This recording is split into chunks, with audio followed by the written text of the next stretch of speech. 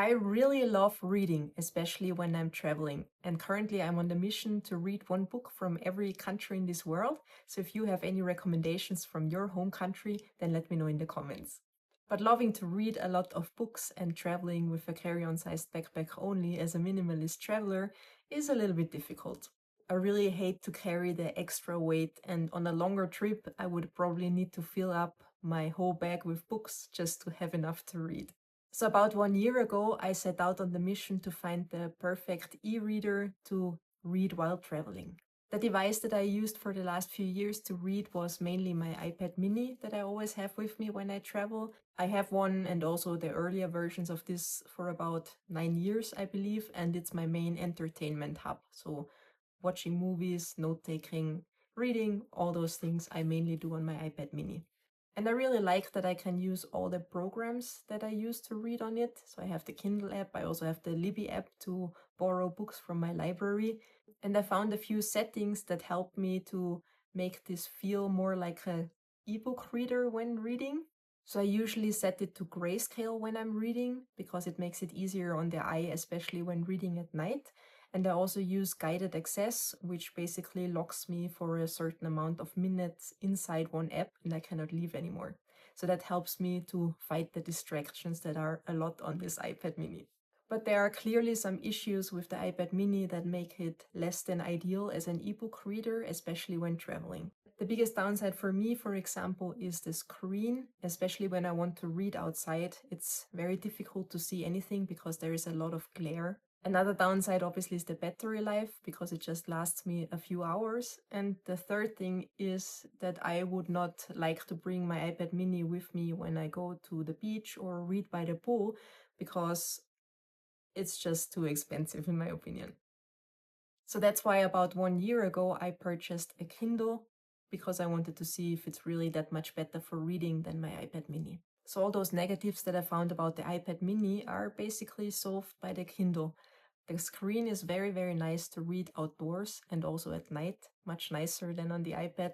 The battery life lasts a long time, so I usually have to recharge it every 2 weeks with the amount that I am reading. The weight is only half the weight of my iPad mini.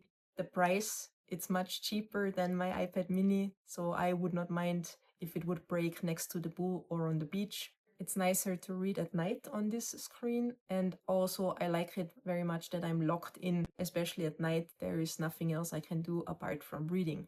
But again, I found a few negative points that I did not like about the Kindle as well. The first thing I really don't like is that I'm locked into the Amazon ecosystem and that I basically have to purchase all the books I'm reading. I really enjoy reading on Libby and renting ebooks from my local library, but unfortunately I cannot read those books on the Kindle. I know that this is different in other countries, but at least here in Europe, Libby is locked out of the Kindle ecosystem. And that is for me a big downside because, as I said, I read a lot and I don't always want to have to purchase the books. And I really have a little bit of a bad gut feeling of buying books on Kindle because basically you don't own them, so they can take them away at any time. So I researched some alternatives to the Kindle, but then I have the same problem. It's always either Kindle or Libby, and there is only one I found that could do both, but then it was another 300 euros just to buy that device. And then honestly, for me, it's not worth it because for 300 euros, I can buy a lot of books. So in my case, even the cheaper device becomes more expensive over time. So I feel like as a European, I have to make sacrifices on all models. So I thought to myself, the best device when I really want to focus on traveling minimally is the one that I have in my pocket almost all the time anyways, and that would be my phone. So I decided to try that for a while. I really like it because it adds zero extra weight to my luggage. And also I used the same hacks that I used on the iPad, so using the grayscale and the guided access to lock me into the Kindle app or the reading app to be more focused. And what I liked most is that it gave me access to both worlds, so I have access to Kindle and also to Libby. But I have to admit that reading on my phone felt long for a long time, and I still have to admit that I prefer reading on larger screens. For me, the reading experience is kind of okay for novels or books where I don't need to jump around or think too much. But if there is some deep reading I want to do or a book that I read to learn something, I find the phone is not the ideal device for that.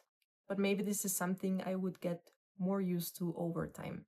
And what I really enjoy about my phone and having it with me at all times is that I can just feel all those little dead times during the day. But then again, since my phone syncs with all the other devices, maybe it's not good as a main device for me. But to be honest, with all the advantages that e-readers have, especially for someone in my situation, I just really love picking up a physical book. So when traveling, I sometimes come across one of those open bookshelves where people just can bring and pick up books, and then I would read one and then just bring it back there.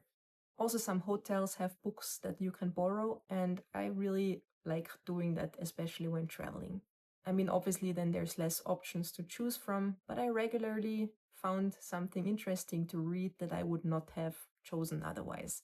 But unfortunately, picking up books like that becomes increasingly difficult when I travel abroad and when I travel to countries where I don't speak the language anymore. So, as you can see, I have not found my perfect e-reader yet, and what am I going to do now?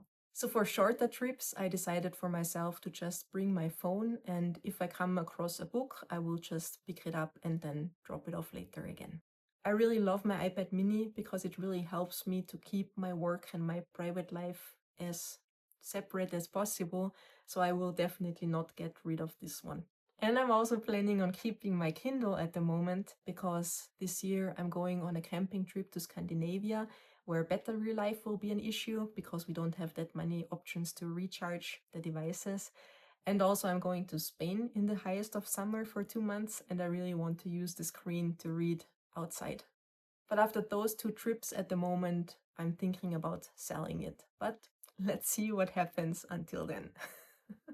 So does having 3 different devices to read make me a terrible minimalist? Maybe.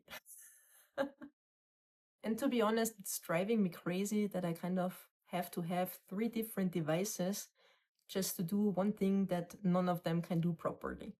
The only positive thing I see is that at least all those devices combined are still smaller than a regular book that I would bring and read in a few days.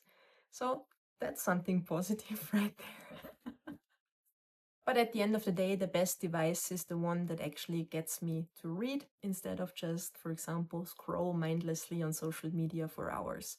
So let me know in the comments if you found a solution to that problem and what you bring with you for reading while traveling.